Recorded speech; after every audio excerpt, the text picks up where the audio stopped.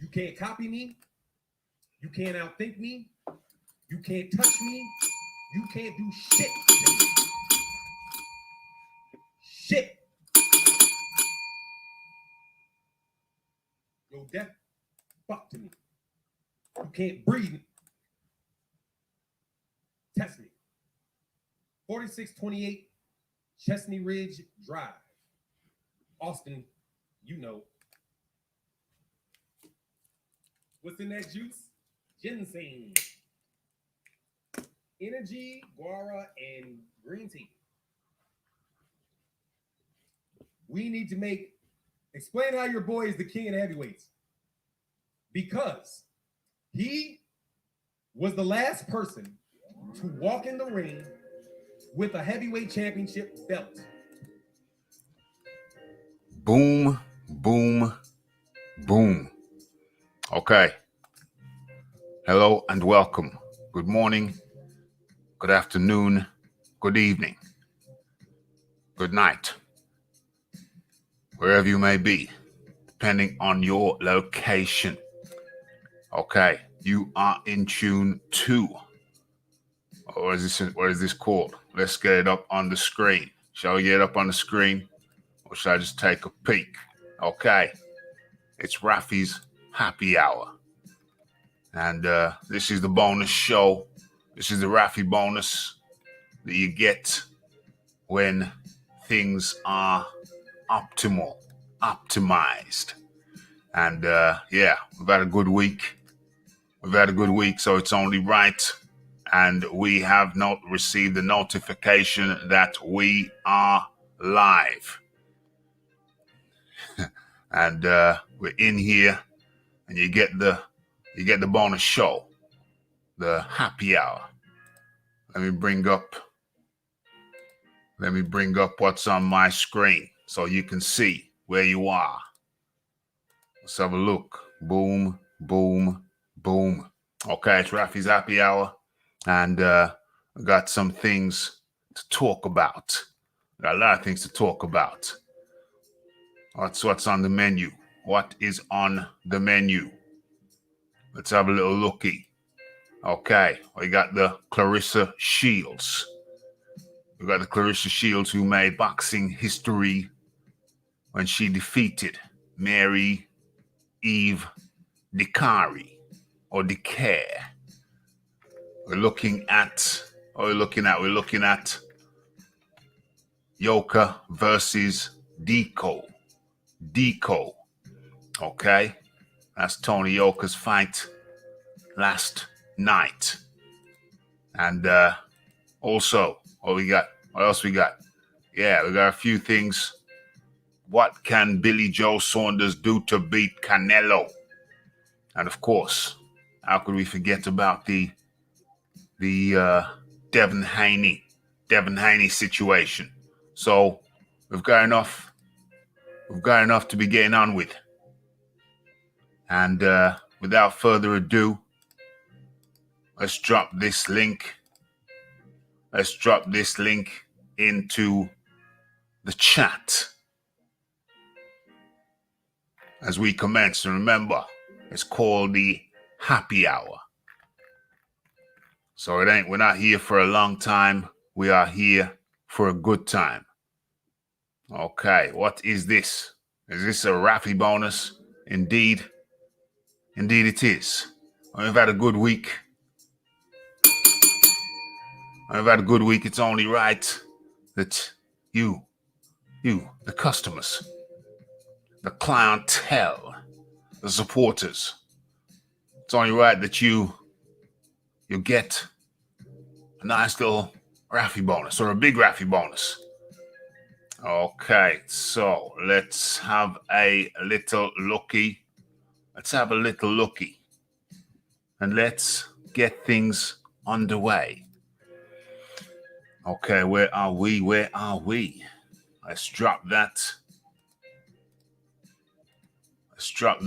And share this. Boom, boom, boom. Okay, let's have a look at my screen, see how it's looking. Yeah, that looks okay, but we could tidy that up just a little touch. And be sure to hit that like button as you come in. Hit that subscribe button if you have not already done so. And let's commence with the show. Okay. Boom, boom, boom. And in comes the man like the boxing Jedi. The boxing Jedi. How do you do today? What's going on, my friend? How's everything, man? Thank you for having me, brother. Thank you for having happy hour. 100%, my man. 100%. You got any earphones there? You got any headphones there, Jedi? Yeah. I'm using them, and like after I speak, I just put it on mute. No problem at all. No problem at all. Marvelous, marvelous, marvelous. Okay, so let's get into this. Hold on a second. Let me make sure that I do my sound check. First things first. Where is it? Do this. Hold on a second. Okay. Systems are up and systems are good. Second thing, let me make sure that this is link pin that. Marveloso. Okay, so let's get into this first story of the day. Remember, we're not here for a long time. We're here for a good time. So these will be pretty much speed rounds. Okay, so Gennady Golovkin, rumors of Jermell Charlo fight offer are untrue.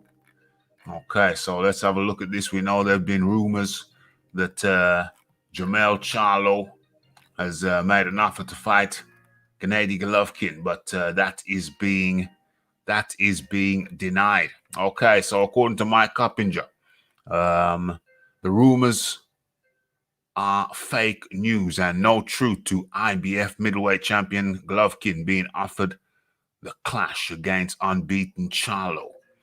With that said, if Golovkin were offered a fight against Charlo, it's safe to assume that he would reject it, according to this, as per this article.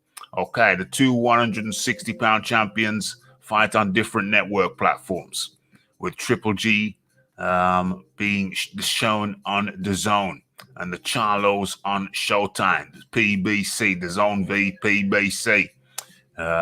That's right. There's enough to prevent that right there is enough to prevent Golovkin versus Charlo from ever happening. Golovkin is waiting. Golovkin is allegedly waiting for Canelo in December. In addition to that, Golovkin is still in a holding pattern, waiting and hoping for a trilogy fight against Canelo Alvarez in December. Triple G has been waiting for 3 years, apparently, for a fight with Canelo. I don't know about that. I'm sure he turned it down at one point. Although I do believe that Triple G won the first fight. So he was finessed out of that by, well, you know who. If Golovkin were to take a risky unification fight against Charlo, he'd be risking losing out on a massive payday against Canelo in December.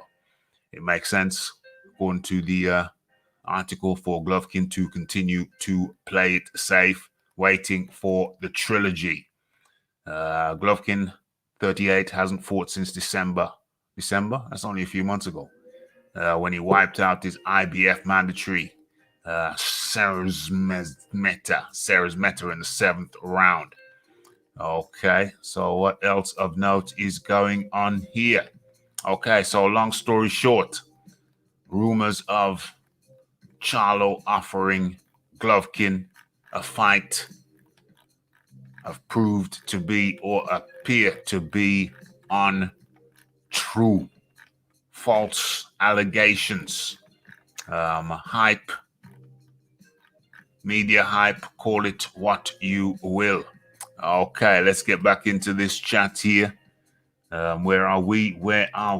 Boom, boom, boom. And in comes the Iron Kong. Iron Kong, how are you this morning? Yeah, Raphie, cool. Just watching the Weather Channel. It's 19 degrees in Adana, 9 degrees in Istanbul.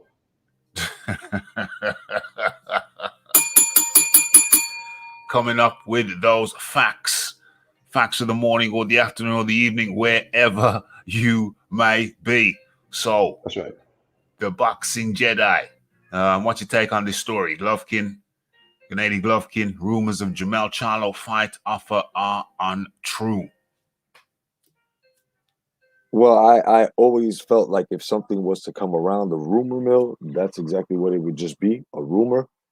Simply because I mean, Jermell Charlo, Gennady Golovkin, if you compare the two, one of them are in a higher class than the other, and that would be Gennady Golovkin. So what I'm saying here is it's, since PBC and anybody affiliated, with the Al Heyman group, we already know what they do, right? With their champs. They keep them hidden from rough Stone Edge guys like this, and they just basically push it forward to so when they do this, I feel that it's a piece thrown by somebody that is just basically working for PBC, and because you do know that some of these promotions do pay for publicity. They pay editors on the low and stuff, so guys could do this, so they'll throw that in there just to keep the other fighters' name irrelevant, and then tag it onto the more prestigious fighter between the two. So this is what I actually see. I always formulate this before, and this is just what I get. It's to a point that I wish that these things would say Gennady Golovkin, Charlo fight coming soon, or being talked about, or I wish it would, and it would be multiple publications that would be saying this, not just one, or two.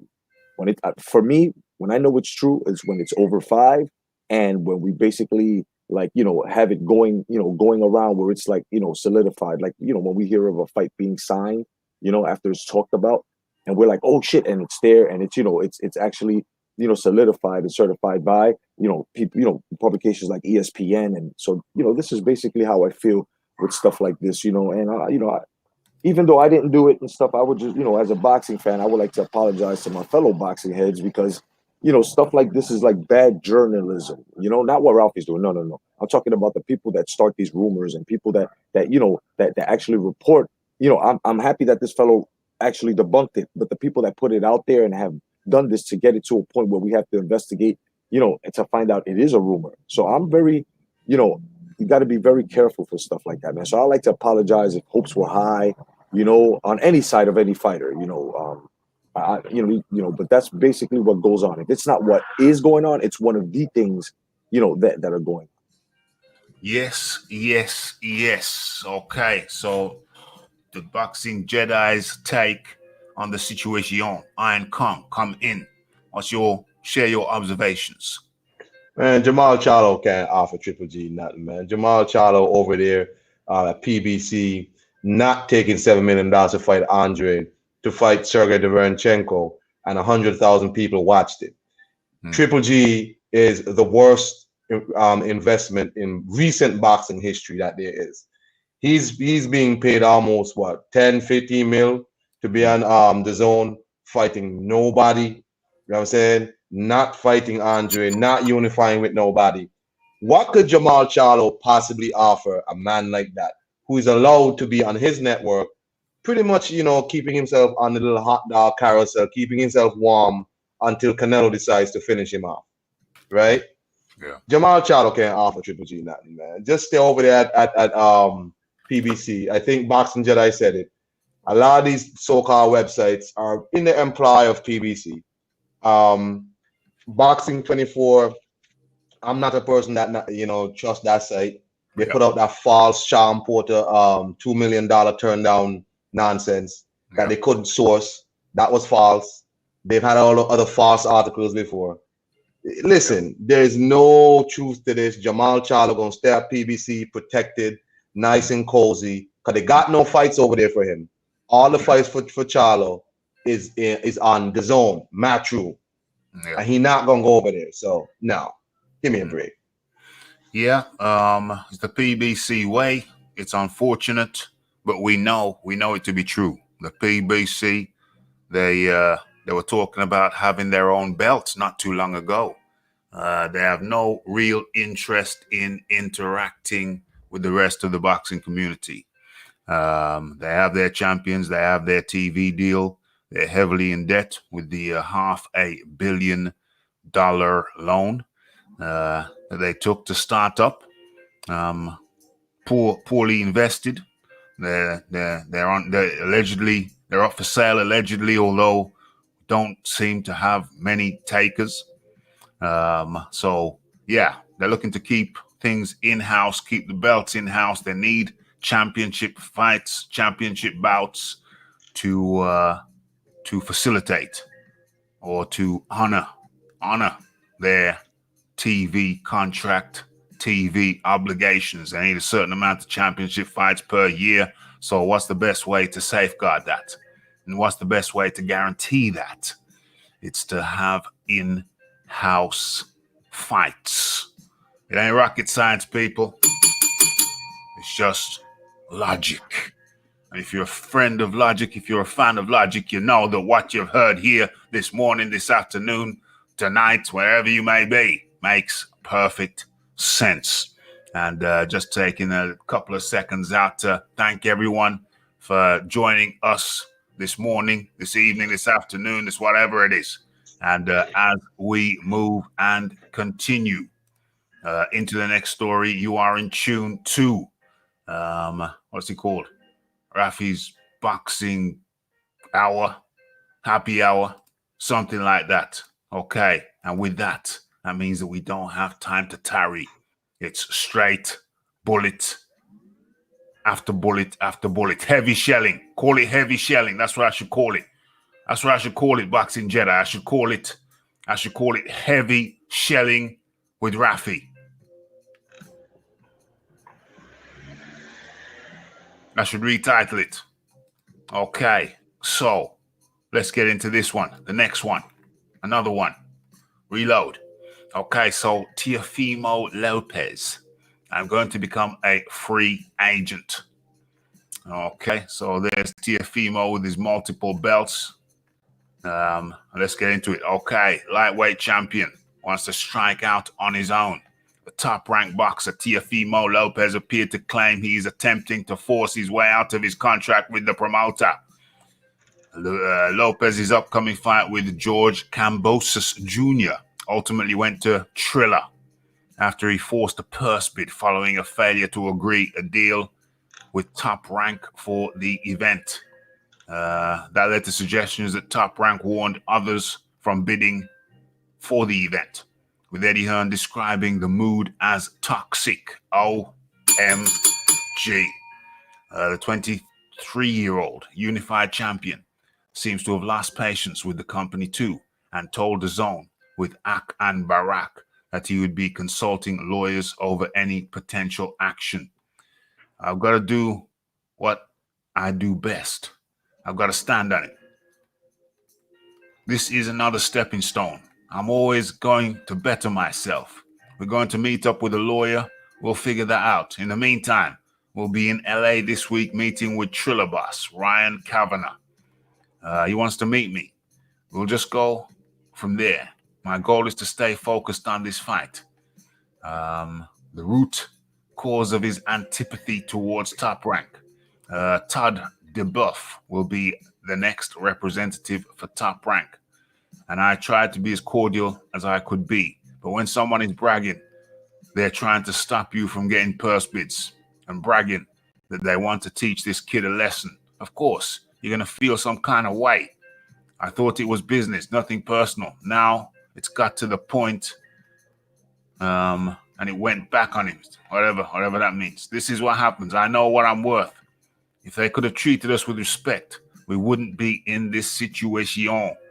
Honestly, God has got better plans for me. I see myself as this fight for my next fight as a free agent. There is so much proof for me to get out of this Top Rank contract. They gave me the golden ticket. They dug a bigger hole than they needed to. If we hit 2 million views, I'm on the cusp of becoming a pay-per-view star.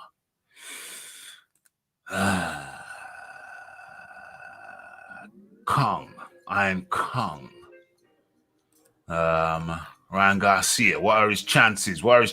I mean, is he got a legitimate gripe? Is this a legitimate gripe?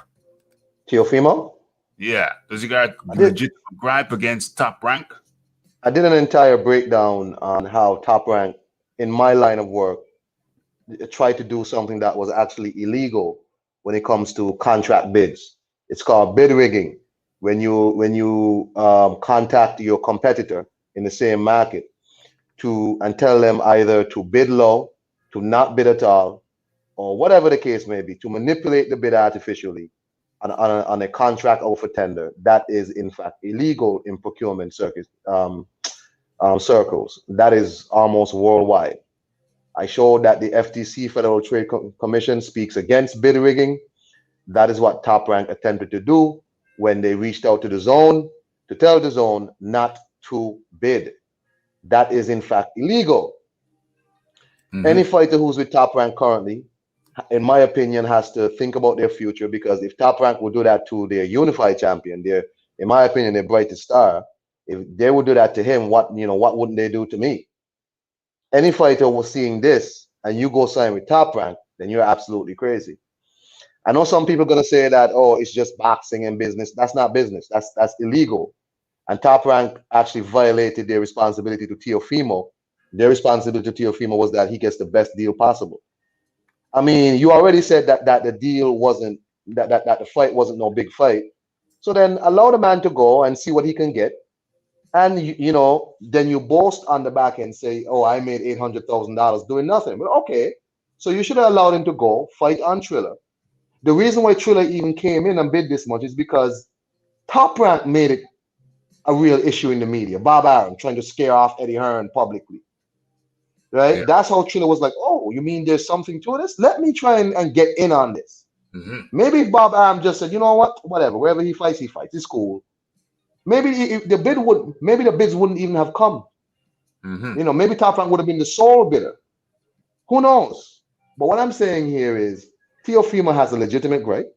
Yeah. Top Rank should not have done that. That is in poor taste. And if I'm Teofimo, I will be trying in any way possible to get away from Bob Arum, Todd DeBuff, whoever. That is awful. Yes. It doesn't seem like good ethical practices from Top Rank at all. The boxing Jedi.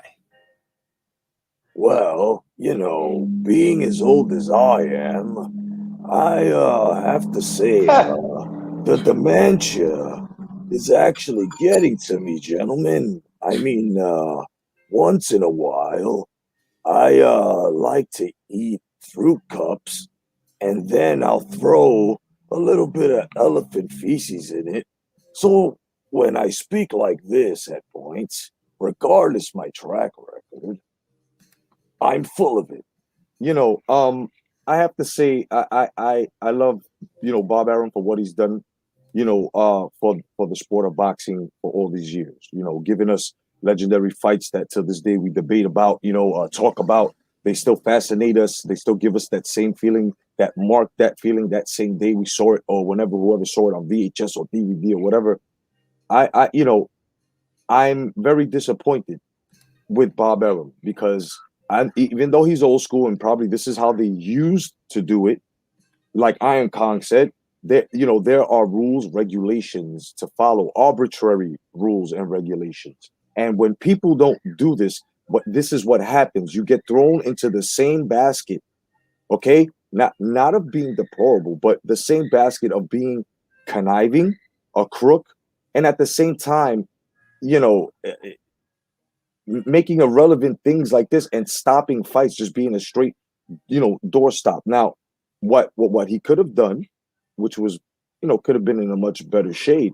He could have, let the purse bid happen, and then he'll take his percentage and just lay back and probably make that money by himself. But I understand in a way, and I would say about maybe out of 100%, 20%, I understand because okay, it's a business, but at this, and he probably felt threatened that, okay, if it went over to Matchroom, of course it was gonna have eyes on it.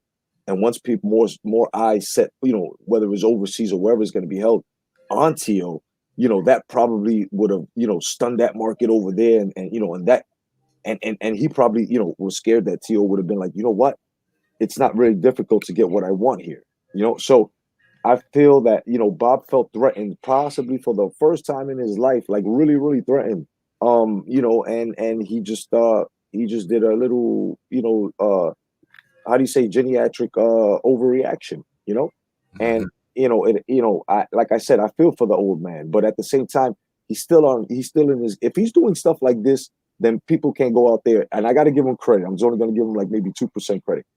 The man hasn't lost it really, because if he's out there still doing things that he used to do back in the days, he's still remembering his patterns. You know what I mean? So the senile card, we can't give him just yet, but we can say that when he wants to put on that crook outfit, you know, that Mr. Take your percentage, he'll do that.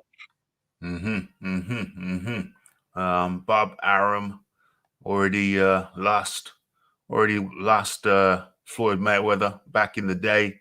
Floyd Mayweather bought himself out of his contract. John D. Lee in the building, and the question is he about to lose Teofimo? Does Teofimo have a legitimate gripe?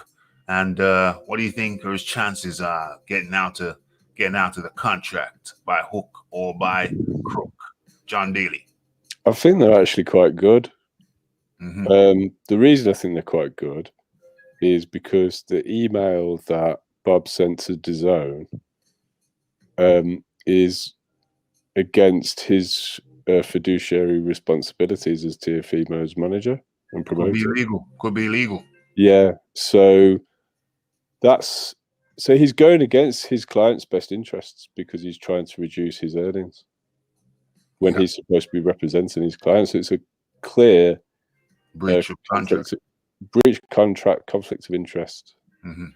So normally, if it was a court case against Bob, I'd expect someone to lose. Yeah. But Bob's been caught with his pants down. Yeah. Was it actually Bob or was it DeBuff? Bob DeBuff, could be DeBuff. It's top rank anyway, so top rank. Really matter. Yeah. It doesn't really matter. It's agent.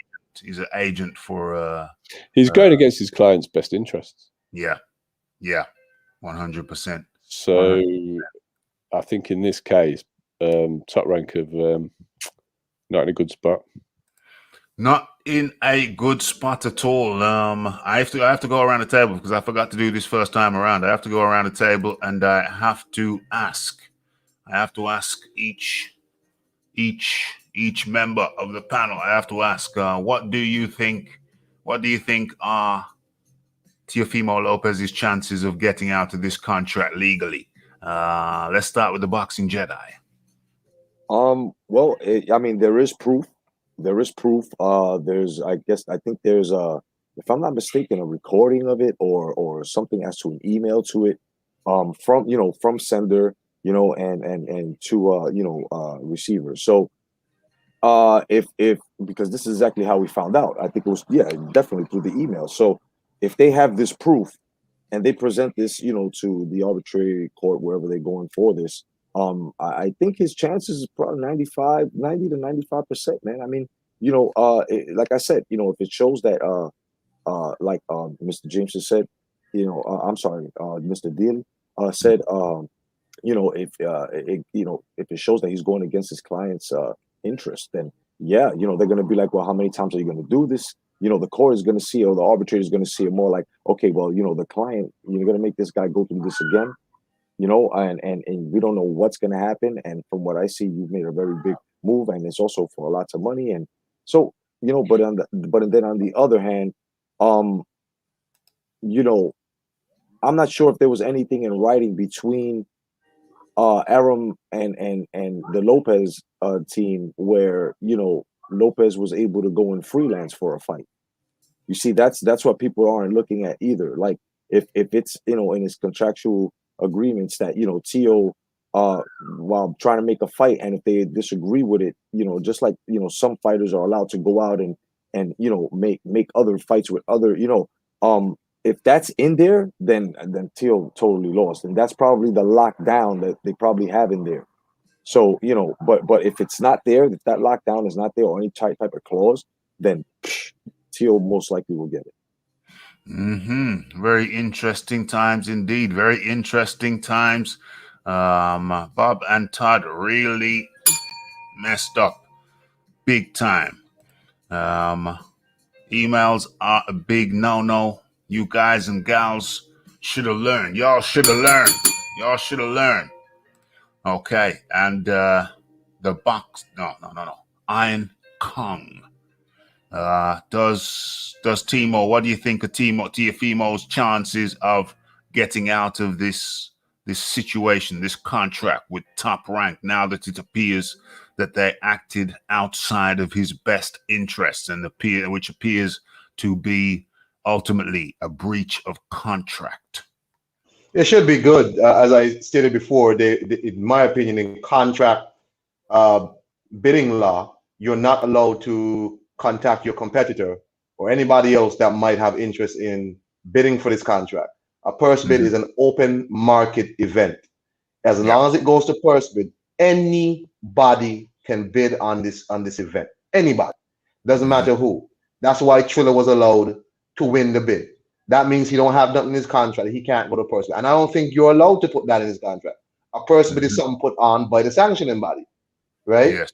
And if you can't come to an agreement with your promoter, that means, you know, the sanctioning body now issues a purse bid, and that's an open market, free for all. Anybody can action for this fight. So in my opinion, he should have a good case. He should be able to get out. If he doesn't get out, then he should get some huge set. He should be getting a big settlement. But I think Top Rank will try and fight it. But ultimately, in my opinion, I am not a liar. I'm just somebody who's involved in procurement supply chain. That, you know, I think Top Rank would probably just try and go the Canelo route and the Canelo Golden Boy route and just release him, because it'll save you headaches. This ain't gonna go good for the next 2 years or whatever's left on Teofimo's contract. So might as well you release him, and I guess you're gonna try and freeze him out. Yeah. After the release comes the freeze out. Dime.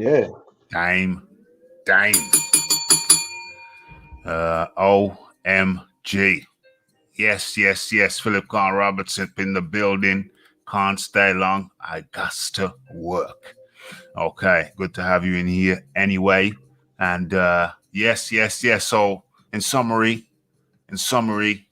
I think the panel is in consensus agreement that I've just got a quick point on what Iron Kong said.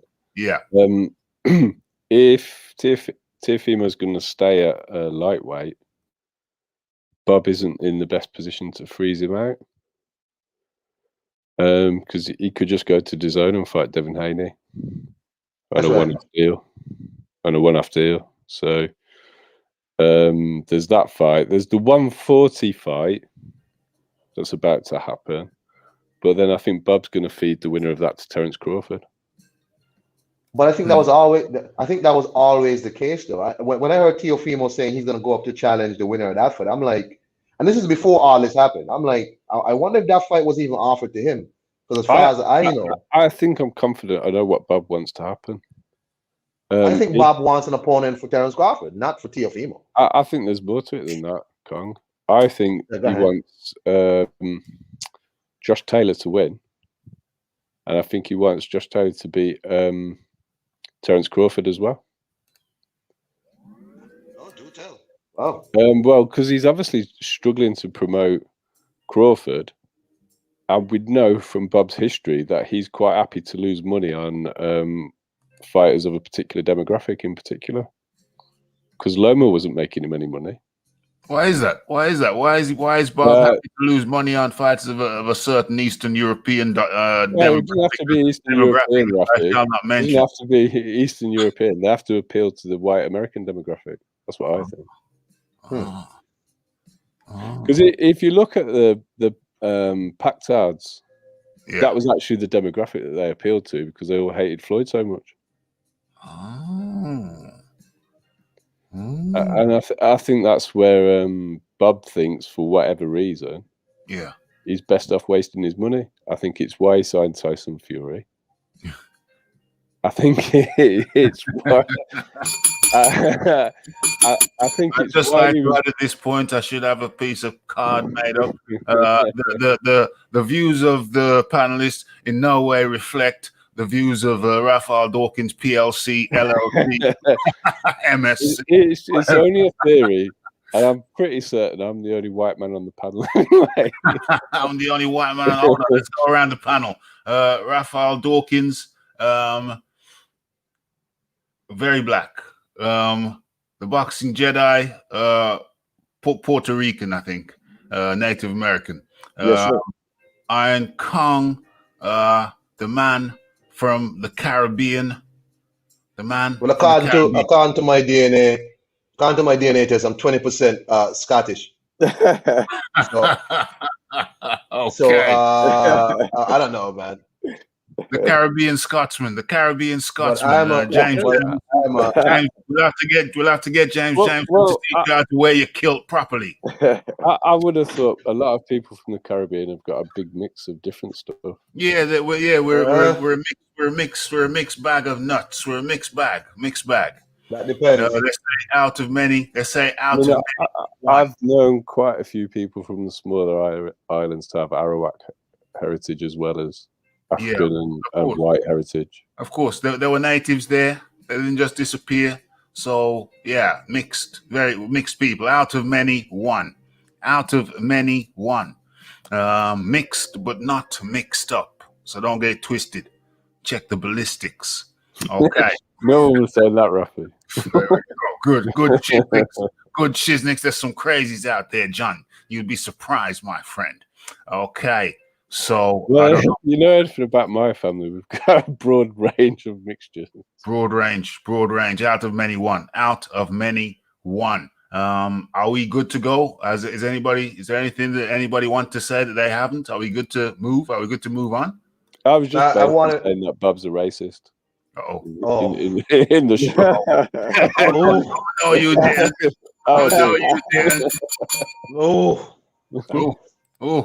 Why would you say that about me now? Come on. Come on, fellas. It's tortuous interference. Well, he keeps talking about how the Hispanic fighter and the African American fighter can't make money, but he poured money into Loma, who didn't have mass appeal. Yeah, make that make sense. Tyson Fury, this huge star who's poured money into, and he can't draw flies either. Hold on, but Bob's counteraction time. But Bob's a businessman. Have you ever known a businessman in business not to make money?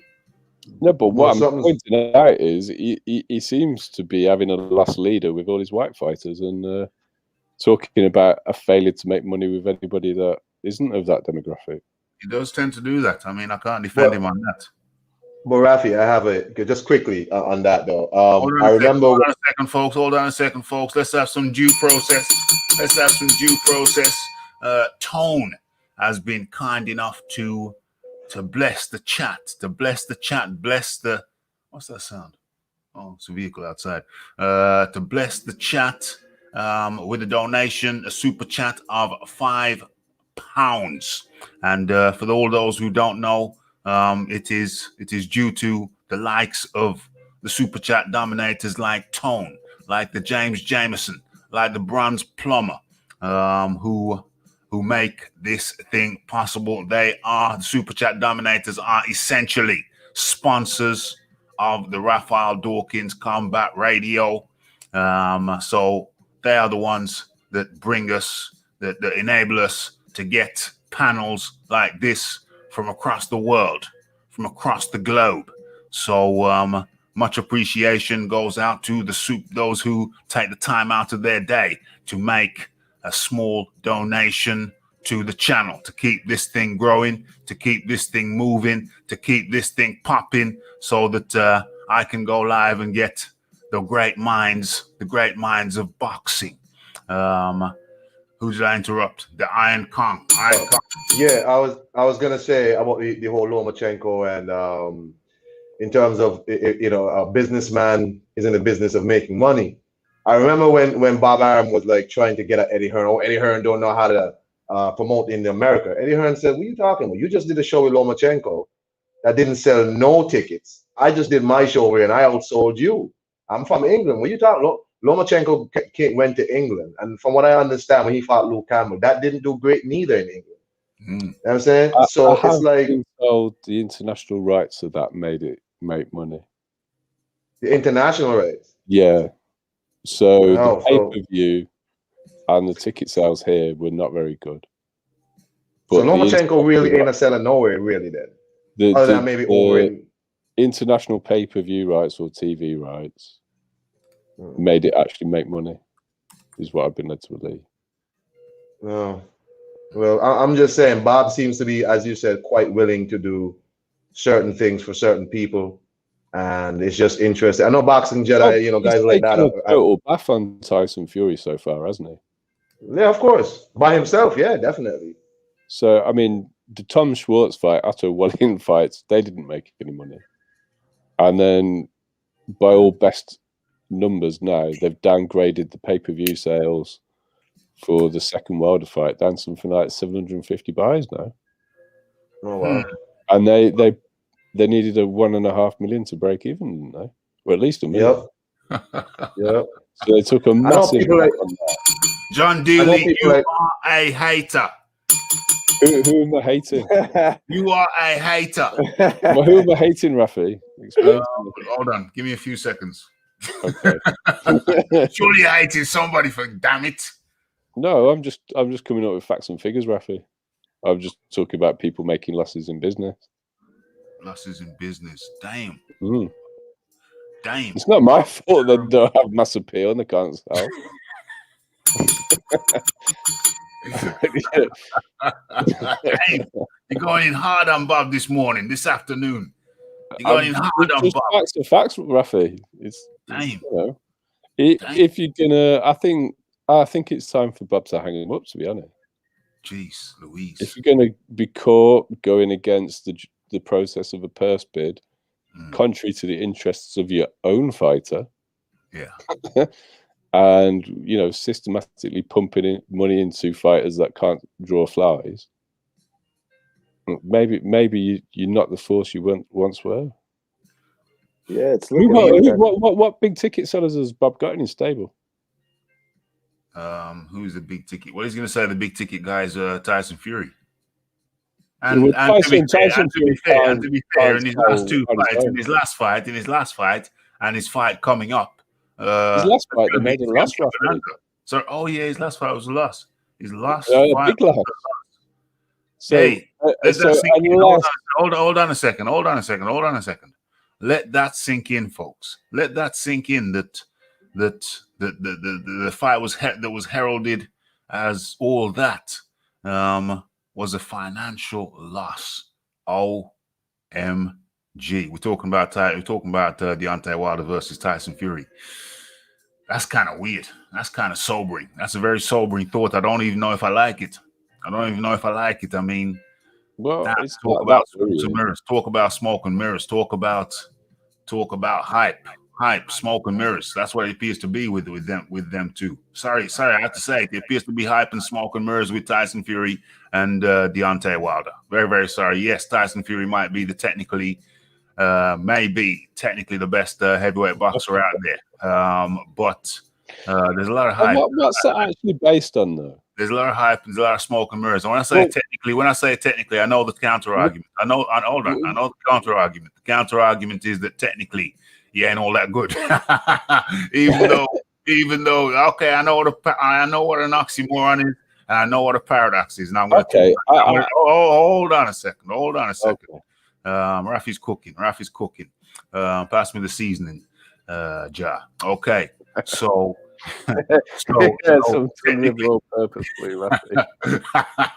so technically speaking, Tyson Fury, although called technically the best boxer, technically he's actually not the best boxer. If you look at his jab, technically it ain't all that great. There's a lot wrong with it. If you look at his right cross, technically it ain't all that great. There's a lot wrong with it. However, However, the way he puts all of his technically flawed movements together makes him a formidable opponent. And I challenge anyone to disagree with me on that. I can make these statements make sense, Raphie. Which statements? The ones that the oxymoron that you've just come up with. Yeah. I'll make it make sense. Yeah. Tyson Fury's got the best ring IQ. Yes. So he tries to do the best thing. His tactics are excellent. The actual execution of the individual skills are not the best execution. Yeah.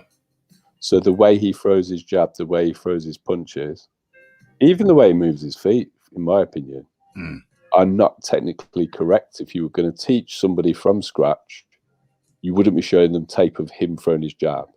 That's right. To throw a jab. That's right. However, what he tries to do in the ring, the game plan he tries to execute in the ring, is very clever, and that's what ring IQ is. Yeah. That's so pretty much what I'd argue. What I said, though. That's pretty much what I said, though. But instead of saying he's technically good, the difference is he's got a very good ring IQ.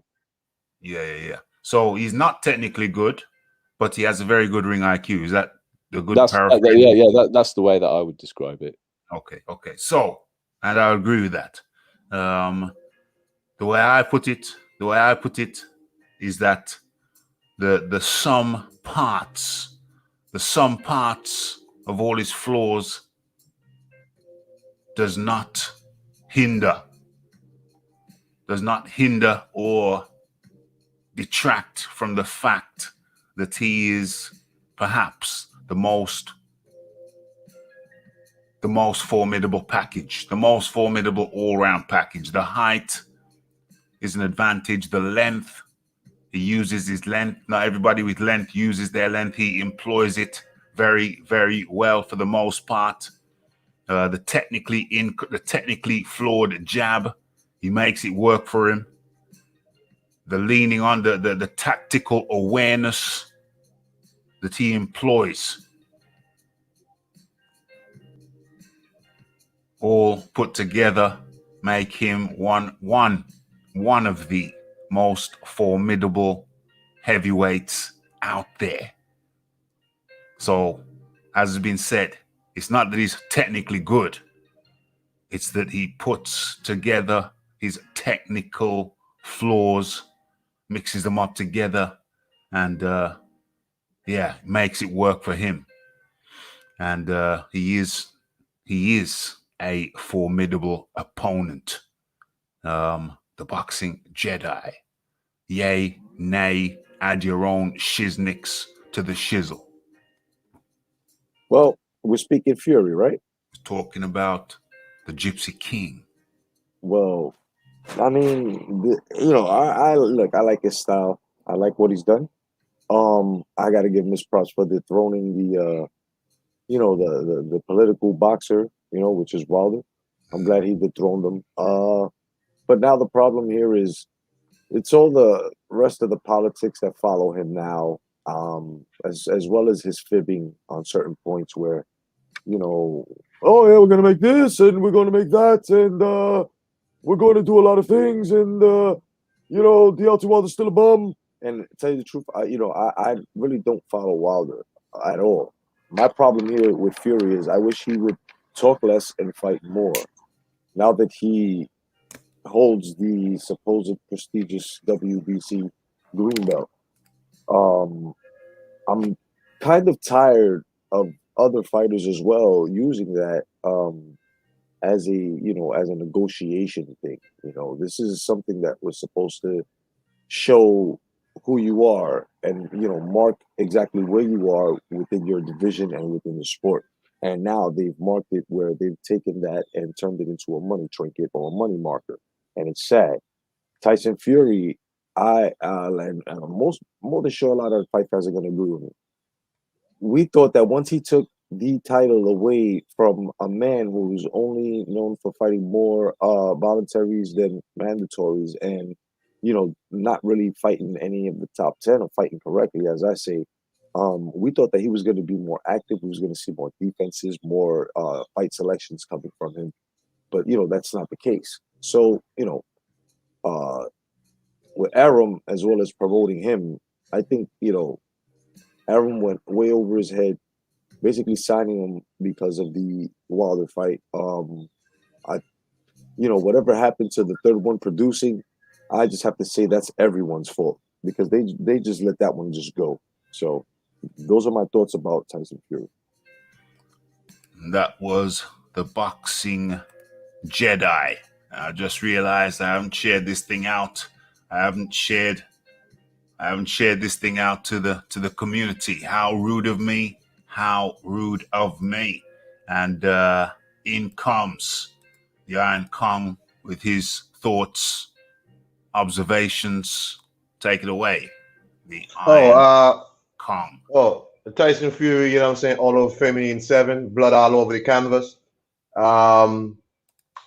Tyson Fury was a big draw. He would have fought Ajit Caballero for his $500,000 because we all know Tyson Fury ain't no big draw. I don't care how much these people try and pump Tyson Fury and try and make scathing articles about Anthony Joshua. Anthony Joshua fought in December. You know what I'm saying? He fought in front of a limited crowd. He fought on pay-per-view. He did like what? 700,000, which was, I guess, you know what I'm saying, in a pandemic and all this, blase with a raised pay-per-view price. I was told Tyson Fury is the big draw. Frank Warren said Anthony Joshua is in his slipstream now. Arum said Anthony Joshua ain't this and all that. But yet, somehow in some way, Tyson Fury couldn't get enough pesos together, enough dinars together to fight Ajit Caballero in December. So all this talk y'all try to do about this dude is this big champ and he's this and he's that. Although Femi fought in December and y'all said he wasn't popular no more because he's somehow a racist now. And Tyson Fury is the savior of great white Britain. Damn. Even though we all know y'all don't like Tyson Fury neither. You know what I'm saying? Just that he has the complexion for affection. Oh. And they wouldn't dare put him on pay-per-view without the great and powerful Oluwafemi. That's it. OMG. And I've got one question for you, bunch of haters. Well, one question. You haven't let me go on this one. I got one. Say that again. I wanted to go after what Kong had to say. I wanted to go on. I was just getting comfortable in my armchair. I was just leaning back, reaching for a beer that isn't there. That's how comfortable I got.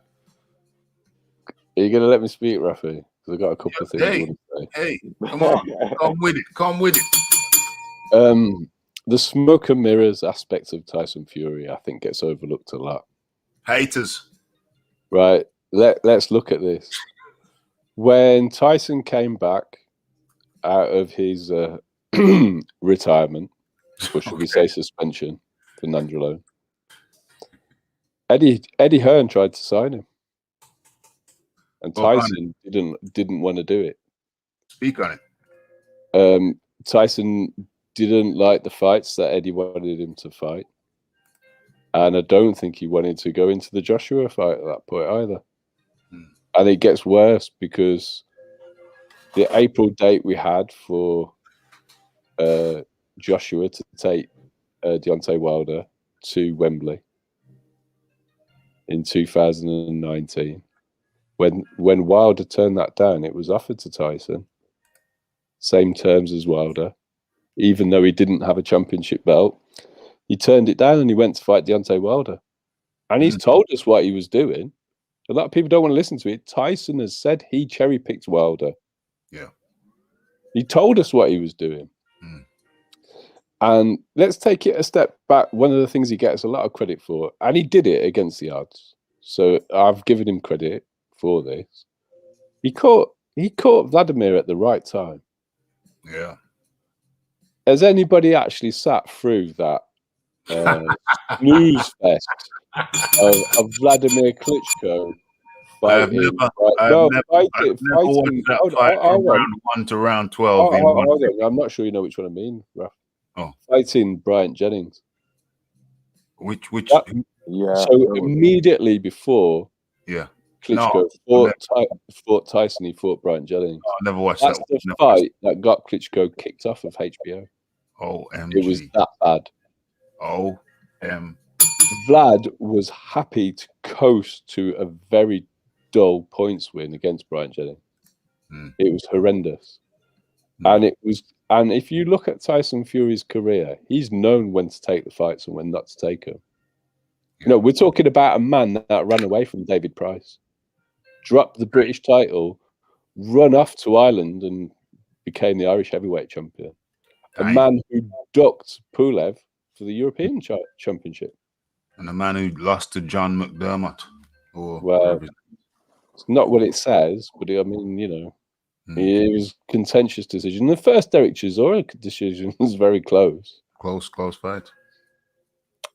Tyson Fury knows when to pick a fight, and he's pulled out of fights when he's not been confident about them. Rematch with Vlad.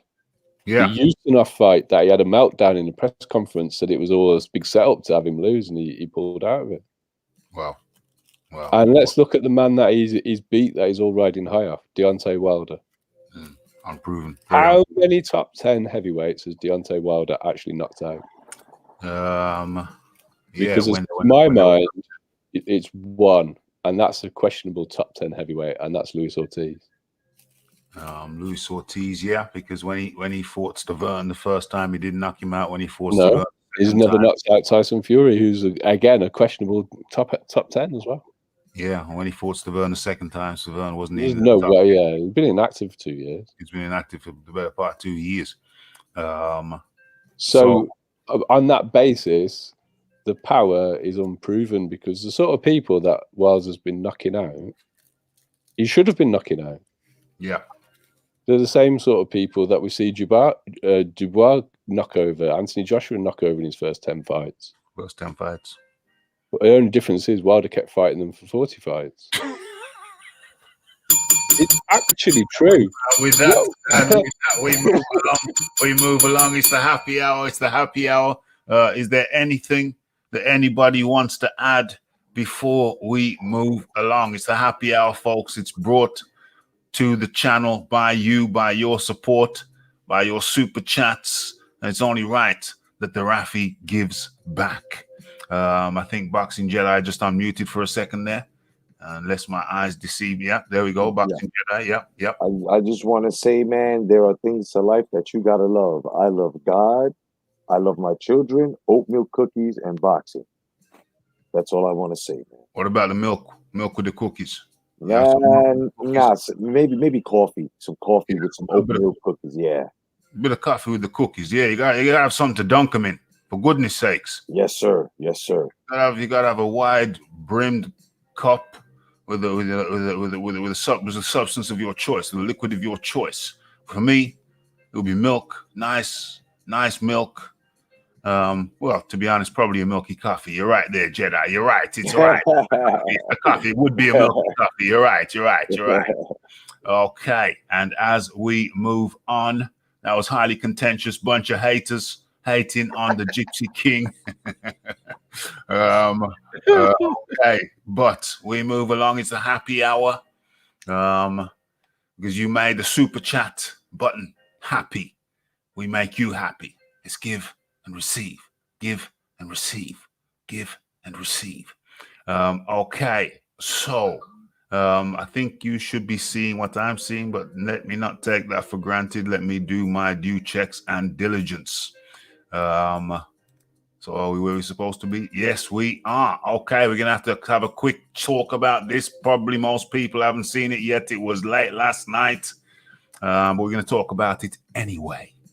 Okay, so it's Yoka versus Dako.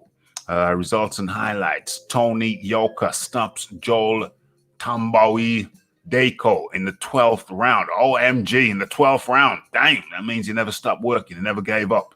He never gave up. I like that. I like a 12th round knockout. That shows grit and tenacity. Okay, so we're gonna take quick. We're gonna talk about this real quick, like. Okay, so Tony Yoka kept his unbeaten record with a fairly dominant win over Joel Tamboe Deco, stopping the Belgian in the 12th and final round of their fight in Nantes, France. Nantes, Gay Paris, Gay Francais. And Yoka 10-0 with 8 KOs. Had it mostly his way in the fight, winning every round on our unofficial card before unleashing a flurry that ended with a stiff jab. Deco 17-3-1, 8 KOs, turning his back and saying he'd had enough at that point. Okay, so he stopped him on his feet. 31-year-old Deco gave a real effort here and had the size and has the size to fight at heavyweight after spending most of his career at cruiserweight. But he didn't have the skills to really trouble the 28-year-old Yoka, who won a rather controversial gold medal at the 2016 Olympics. Is that the one where he beat Joe Joyce? Yes. Yeah, so that was a controversial. A lot of people feel that Joe Joyce should actually have been the gold medalist. So Joe Joyce, everybody knows him as a silver medalist. Many who saw that fight see him as a gold medalist, but hey, I guess it's what the record books say. Hey, make my day. Hey. Okay, a little bit of rhymes for you there, a little bit of rhymes. Raphie busting rhymes. Okay, I don't know how much more I want to go into that. He won in the 12th round. What's going on here? We've seen some of the walking. Okay, what happens there? Okay, seen a bit of the ring there. I don't even know if you can damn well see this. It's tiny. Let's make it a bit bigger and try not to get into trouble. Okay. Boom. Yay. Hey, you see, the Raphie boxing hour, whatever it's called, you get bonuses. This is the bonus. I told you it was a bonus. I told you it was a bonus show. Check out this. Check this out. You're actually getting to see the damn fight too. Damn. Even Raphie didn't know. I just opened up a bunch of windows and hope for the best, but I actually did know that there was some footage on this. That's why I opened up the damn window. So I got to take some credit for it, but I didn't know we were going to actually be able to see the damn knockout. How you like me now?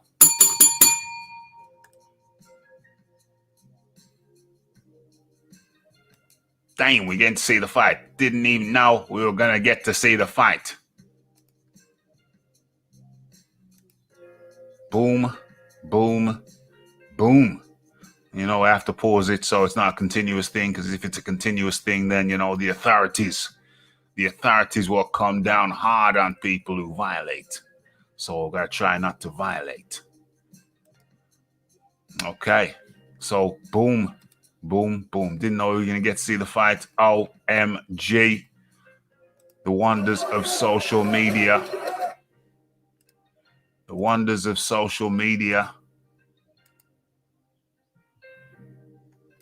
Okay, so you can see he's taking a lather in there. Over here in the UK, different parts of the UK, maybe more up north than down south. But we have an expression, bit of a lathering. Or is it leathering? Either way,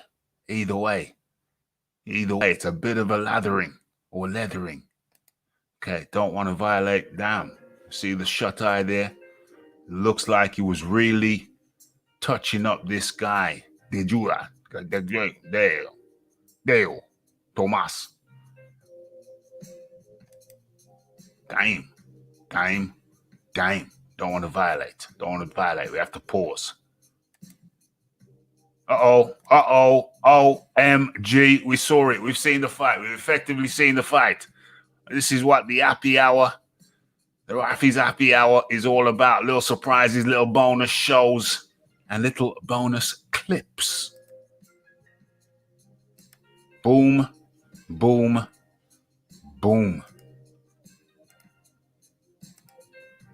Okay, so I better open up the floor to whoever wants to give an opinion on this one first. The floor is open. I'm not going to make a selection. Select yourself, folks. This guy is only ranked 71. Okay. Damn. So John Daly coming in with a damp cloth already. Well, the thing is, I'm hearing a lot of talk about Tony Yoka, right? And this is the sort of level of opponent that I would expect him to be knocking out in a few rounds. And he's making hard work of it. And they're talking about power, but he was stopped on his feet. Yeah. So I don't know if it's a lack of power or a lack of ability to set up his shots to take somebody out, because, you know, there can be a bit of artistry in knocking someone out. It isn't all about brute force.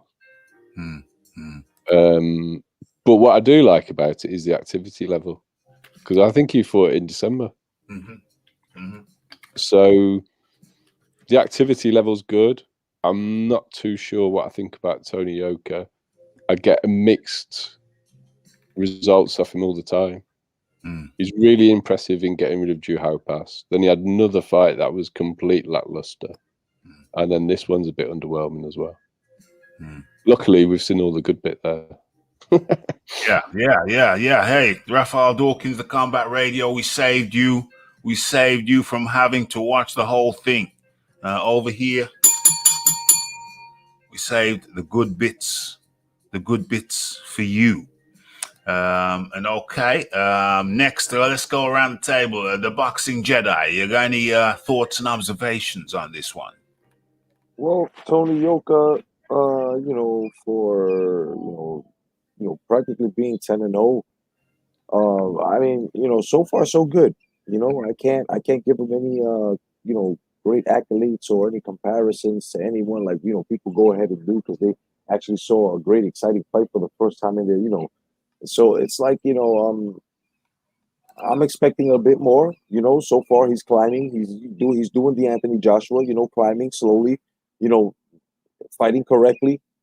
Taking the levels, and as long as he continues to do that and add on to his pedigree, I mean, I'm expecting good things from this guy. I can't say great just yet, but I'm expecting good things from this guy coming this year and possibly the next, and maybe taking well, of course he's going to ask if they're up to it, if they have no agendas behind them, some good tough fights and some fights that make sense. Like James, James said. I mean, go to so Mr. Dilly says. The level of opponents would be better. And we can actually see him go under attrition. Not just yet, but there's got to be some. Because you've got 10 wins. And 8 knockouts. So that percentage got to go higher. But we want to see it go higher. We want to see you climb. Just basically fighting good opposition, good ranked opposition, Yeah, absolutement. And Iron Kong, you got any thoughts and observations to share with the people, the good people over here at the Raphael Dawkins Combat Radio and around the world? Everybody, welcome. You are listening to the Raphael Dawkins Combat Radio. You are listening to Raphie's Happy Hour. And for sure, if you're enjoying the content, please hit that like button, hit that share button, tell a friend to tell a friend to tell a friend. And hit all of the good buttons. The super chat button is there at your disposal. If you're enjoying the show, feel free to tickle it. Buy the Raphie a coffee or even a cup of tea. Yeah, if you want to add a muffin to that, nice little English muffin, nice and squeezy, melt in the mouth if toasted correctly. Okay, so the Iron Kong. Your observations, please.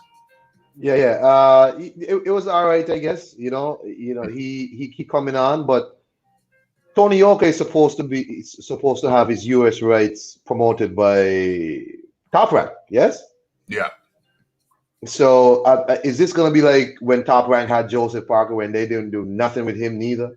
Uh-oh. I mean, Tony Yoka, I think will be better served fighting, in Europe like that. I'm not sure why Top Rank try to get this man, because Has he fought in America yet? I don't think so. Because I had No. no idea. Since he's He been was on fighting.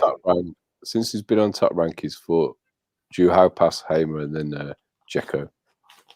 Yeah, but it's like, I only happened to stumble across people doing play-by-play on Twitter. I was like, Tony Yoka fighting. I'm like, yo, Top Rank didn't even put out nothing that Tony Yoka is fighting in Europe. I mean, if this dude is promoted by you in America, no matter if he's fighting in Europe, at least put something out to bring some attention to the guy. You know what I'm saying? But I don't mind what was happening. He's coming, he's learning his craft. I don't mind. I just want people to be very careful when they start making, big expectations of him to already establish heavyweights, because a lot of y'all expect the world out of these guys and don't want to allow them to build. I guess because he's a gold medalist, he's from France and all that. People make some roundabout comparison to him and Femi. Please stop. Allow the guy to build. Allow him to build his career how he wants to build his career, man. Yeah. But, I mean, stylistically, he's totally different from Big Femi anyway, because he's a rangy mover, isn't he? Yeah, he's different. More fluid. He's more fluid than Big Femi. The big stiff dusser. He's more fluid than the big stiff dusser. Oh, Raphie. Raphie. More fluid than the big stiff dusser. Pull counters against Pulev, Raphie. Say that again. You didn't see the pull counters against Pulev. Yeah. Well, that's what other people say. Raphie ain't saying that. No, Raphie ain't saying that. You know what I'm saying? That's well, I mean, I just getting back to Yoka. Yeah. The best thing about him is his activity level at the moment. That's something that you can't really criticize. So he fought Drew Haupas in September last year, came back in November and fought, and now he's fighting in March again. He's fighting in March again. My opinion. September, November, and now March. So that's pretty good activity level. He's got good activity levels. My opinion on Tony Yoka is that, I think that he was lucky. He was lucky to get the gold against what's his name, Joe Joyce. I think I don't want to hate on a young up and coming guy, so I'm not going to. But I think that he might be a tad underpowered. He could develop more power. He's stopping guys, yes, but it's with accumulation. He ain't one-shotting nobody. I think come to say that, I think he might have one-shotted somebody. Have you watched the Drew Haupas? Have you watched the Drew Haupas fight? Yeah, I watched it. I covered it on the channel. Yeah. So you got to remember, Drew Haupas went 10 rounds and was stopped on his feet against Wilder. Yeah. Well, I mean, that was a pretty good stoppage. It's a pretty good stoppage. Hey, I'm not saying the guy hasn't got any power. I'm not saying the guy hasn't got any power. He doesn't know how to set up his punches or he's lacking power. I'm undecided. Yeah, well, what I'm saying is that he may need to grow into his power. He may need to set up his shots a little bit better. It's a game of inches and sometimes a game of millimeters, folks. Just take Povetkin as an example. He may not actually hit that hard, but he hits so clean and with such great timing. That's what puts you out. That's what puts you out. You don't see it coming, do you? So you can't brace the shot that you don't see coming. That's what turns your brains and swivels your brain, and that's not a good look. What happens then is that you fall to the ground rather ungracefully, and a little bit of, Raphie's being a little bit hard there. You know what I'm saying? Could be a little bit more sympathetic. I'm just giving you the facts. It's on tracks. It's on wax. Tony Yoka. I like him. I wish him continued success. I think he's good for France. I think he's good for Europe. I think having somebody, a high-profile boxer over there, will get some more of the youth into boxing and maybe off the streets of gay Paris. So I wish him continued success. I do question whether he needs to set up his shots a little bit better. Maybe there's an issue on the power. He is powerful. He does not knock people's lights out. But yeah, I think there's still a little bit of work to be done. He is fluid. He is more fluid than Big Femi. But he needs to set up his shots a little bit better, I suspect. Okay. And with that, we move along. We move along to Clarissa Shields. Boxing history is made. Marie-Eve Declare in the Marie-Eve Declare fight. And let Raphie try and do something real slick at this moment. Let me try and do some. Hold on. Why did I close that down? Why did I close that down? Let me let John Daly back in. And let me drop that. And let me talk about this fight a little bit, and then I'll go and look for what I'm looking for. Okay, so Clarissa Shields, boxing history made. Marie-Eve Declare. Okay, so there is Clarissa Shields. I haven't seen this fight, disclaimer, but hopefully we're going to find out something about it. Okay, American Clarissa Shields made history as she outclassed Marie-Eve Declare in their light middleweight title fight. Okay, so a unanimous points victory meant she became the first fighter, male or female, to be undisputed champion in 2 divisions in the 4-belt era. Let me read that again. A unanimous points meant she became the first fighter. She became the first fighter, male or female, to be undisputed champion in the 2 divisions in the 4-belt era. Okay, that's a bit of an achievement. Her hometown bout in Flint, Michigan was also the headline act of the first all-women pay-per-view boxing card. Wow. Okay, so more history in the making. The bout she was on was the first all-women pay-per-view boxing card. OMG. So got to give some props for that. All 3 judges scored the fight 100 to 90 for Shields. So that does not indicate a high caliber fight. I mean, okay, you could say, well, hey, the other person was just losing by a fraction every round, but no. I reject that, and I say to you, that does not indicate a high caliber fight. And I'm going into my summary before I've even read the damn article. That's how freestyle. That's how freestyle we do it over here at the Raphael Dawkins Combat Radio. You just never know how the Raphie gonna come. You never really know. So yeah, that's the problem with the women's boxing era right about now. It's relative. This is what the Raphie's saying. It is in its relative infancy, and so it's not really. You ain't reached the high caliber yet. You ain't reached the high caliber yet consistently across the board. They're much like women's MMA. It's very scatty in terms of quality. There's not a consistent quality level. And so you have scores like this. So it's supposed to be a historic fight, and I guess it is a historic fight. But look at the scorecards. The scorecards tell the tale of a sport in its infancy. And so where you'll have someone fighting with a good trainer in good facilities, and then she'll be fighting a girl who's training out of a local school gym. You know, a little kids school gym with some guy who used to go to a boxing club every now and then when he was 7, and that's a trainer. And then the other girl, she's got some top of the line trainer, Hall of Fame trainer maybe. That can be the disparity in 2021. So with such disparity, you have to say the sport is very much in its infancy, and you can't take too much of it, can't take too much from it. And as a consequence, it's unfortunate, it's my displeasure to say, you can't really read too much into it right about now. The sport is in its infancy. The quality is inconsistent. And so that's why Clarissa Shields may not get her props for this one. Let's go around the table, and let me start this time with let me start with the boxing Jedi. Well, congratulations to the young lady. She keeps, accomplishing from what I see, no doubt, but at the same time, man, like you said, man, I totally agree.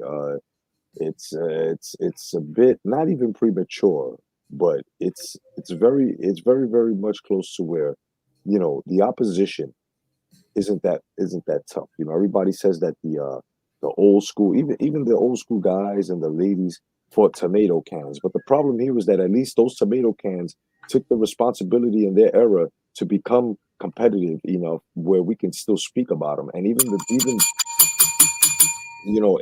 in this era, you don't have guys that are actually putting themselves out there to be tough competitors. Of course, I'm not gonna leave out, the rankings from the sanctioning bodies and stuff, leaving those guys and using them, as to cutting other people in front of them and stuff. I'm gonna add that in there too, but it's mostly, you know, guys of today, the opposition like Salka versus Garcia and stuff like that. Like stuff like that, that's especially when it's an agendaed and shit. Like, yeah, I'm sorry, it's agendaed. It's like, you got to understand, the opposition has a responsibility to fight harder. So like Ralph said, congratulations to her. Of course, people are going to achieve in multiple divisions. Look at Adrian Broner. He couldn't have had done that, if the opposition was way tougher. We've already seen it. Along with other like Mikey Garcia and stuff like that, have done, going to 4 to 3, 4 divisions so easily, right? But then we have guys like Marlon Starlin who tried against Michael Nunn, and look what happened, right? So this is what I mean about opposition. This is what I mean about, the competitiveness within the sport. It's not up to par, but what's up to par is the fame, the lights, the glams, and the glitz. Yes. Let us move it along. John Dealey. I've got really mixed views on Clarissa. Mm-hmm.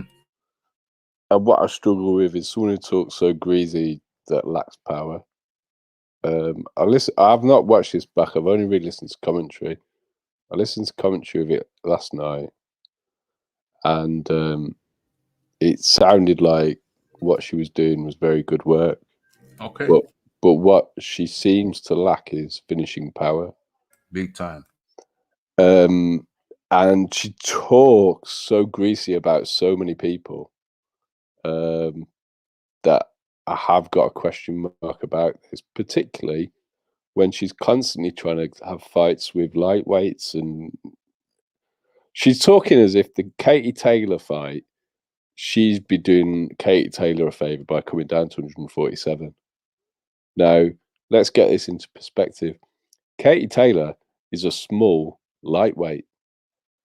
She's come up to lightweight. She's not a lightweight.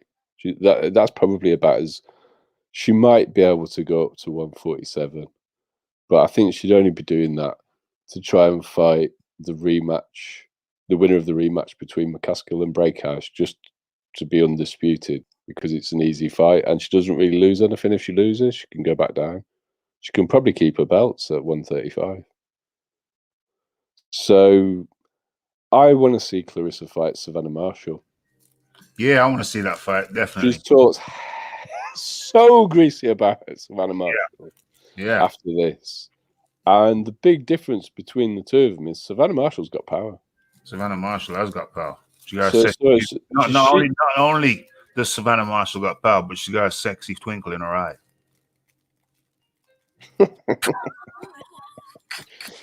Clarissa has got some decent attributes, Raphie.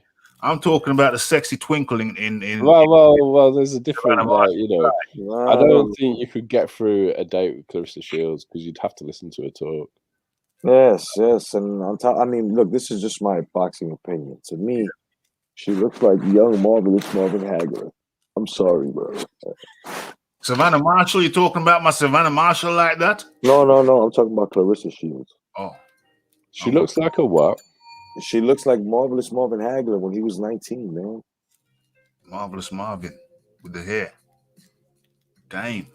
Well, if she's going to beat Savannah, she's going to need Marvin's chin. Yeah, definitely. Definitely, bro. That's what I've got to say. Okay. We're gonna move on. Iron Kong. Talk to me. Yeah, congratulations to Clarissa. I really hope the pay-per-view did well in America, because I think America has done a disservice to their women's sport, combat sport. Yeah.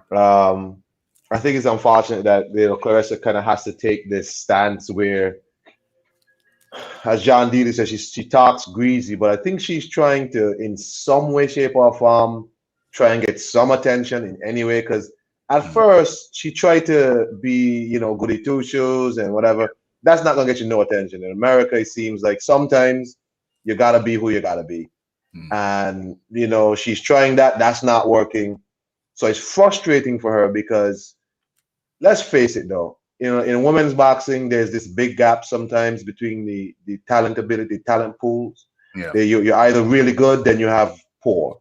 Like, I knew straight away that chick was no competition for Clarissa Shields. No competition. You understand? And a lot of the times, you have in each weight class like one standout girl, then the rest are just like, about 2 levels beneath them. And Clarissa right now is 2 levels above everyone else in her weight class. You know what I'm saying? That's why she got into a beef with Breakhouse, because a lot of the better girls are in lower weight classes. Yeah. And Clarissa can't get down there. So in her weight classes, it ain't really a lot of girls that she can really, that's gonna be a rival for her other than Savannah Marshall. And what I like about women's boxing a lot of the times, hey man, the women fight. The woman will fight. Yeah. Clarissa Shields, if given the opportunity, will fight Savannah Marshall. Hold on. Not like these dudes. What weight division is Natasha Jonas in? Is she in the same division or lower? No, she's far too small. She's far too small. Damn it. She's small. They're talking about her. Isn't she like 130? 130, 135. Yeah. And what's Clarissa? Clarissa's starving herself to get to 154. She started. Yeah, she can't get down past 154. That's it. She can get down to 150. We're talking about 147. Listen, there's body fat on her. She probably could, but it's how she gets there, isn't it, Raph? Yeah, but there's body fat on her. She can get down. There is body fat to be lost, and I think she could get. But if you lose that body fat too fast, you're going to waste everything else. You're going to waste everything else. That's right and the wrong way to do things. You've got to do it the correct way. If she does it the correct way, she can get down, mate. But she has to do it. There's body fat on that girl. To be honest, I follow her on Instagram. Yeah. And personally, I think she needs a better strength and conditioning coach. Okay. Yeah. I've seen what she does, and I've seen more impressive strength and conditioning work from a lot of other female athletes. Right. The main thing she's got going for her is she's got fantastic hand speed. Right. And she picked her punches, and she was incredibly accurate from the commentary yesterday.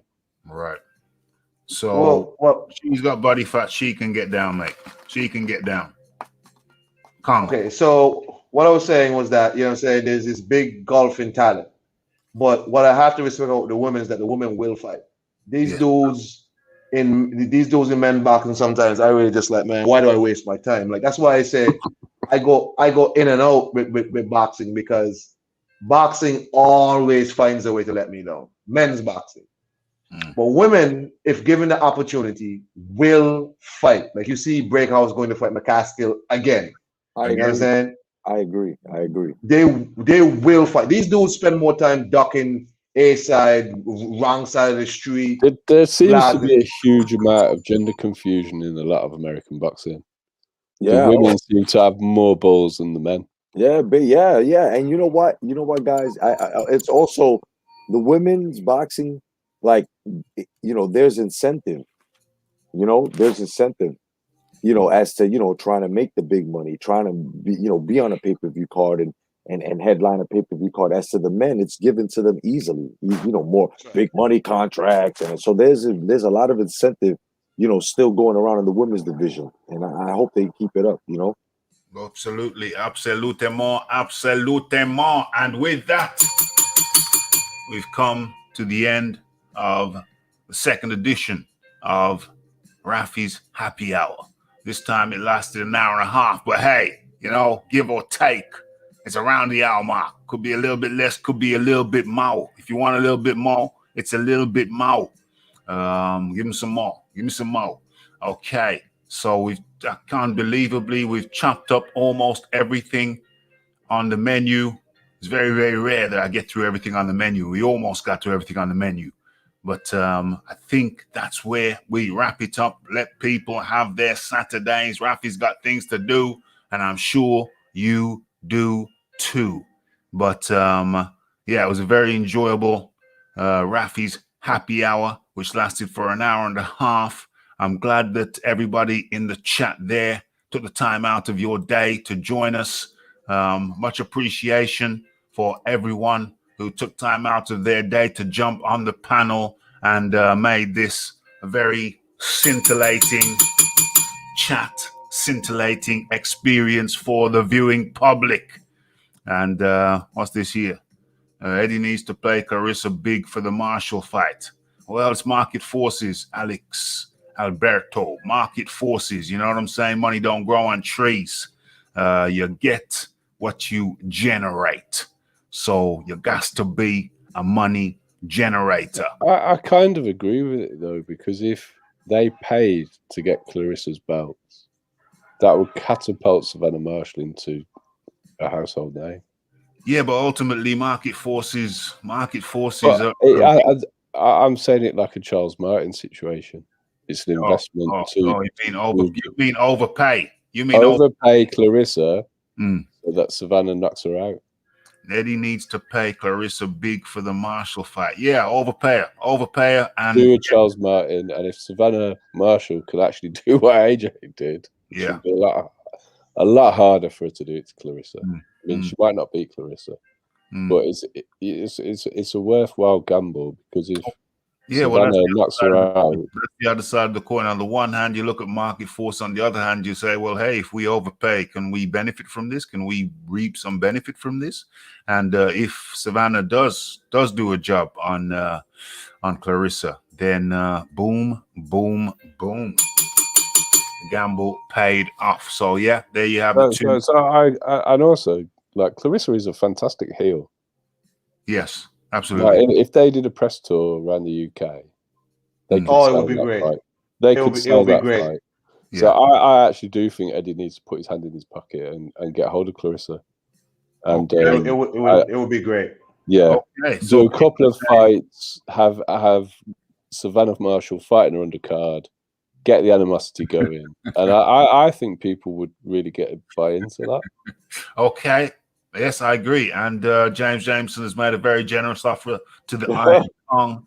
Iron Kong, if you want to get closer to your Scottish ancestry, James Jameson is prepared to help you out. He's going to tell you the protocol about the kilt wearing. He provides you with the kilt. Have your own family name kilt made up. So just get a little bit closer to that part of yourself.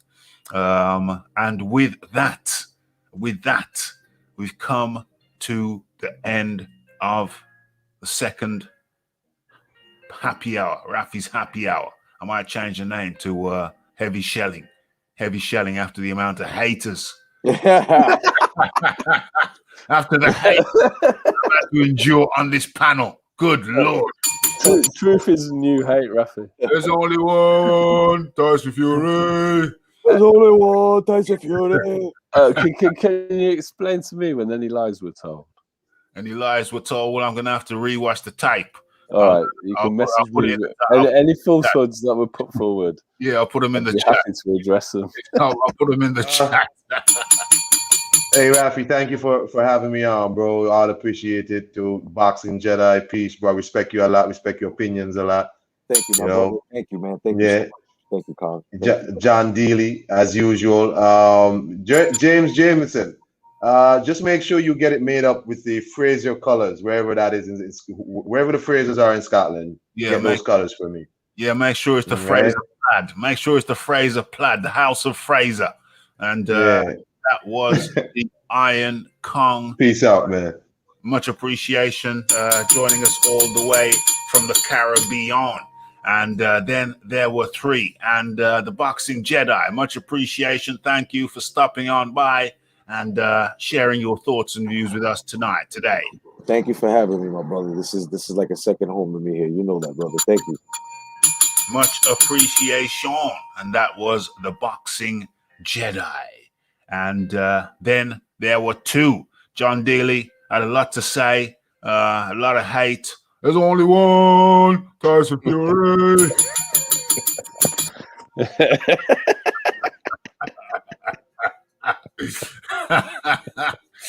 Raphie,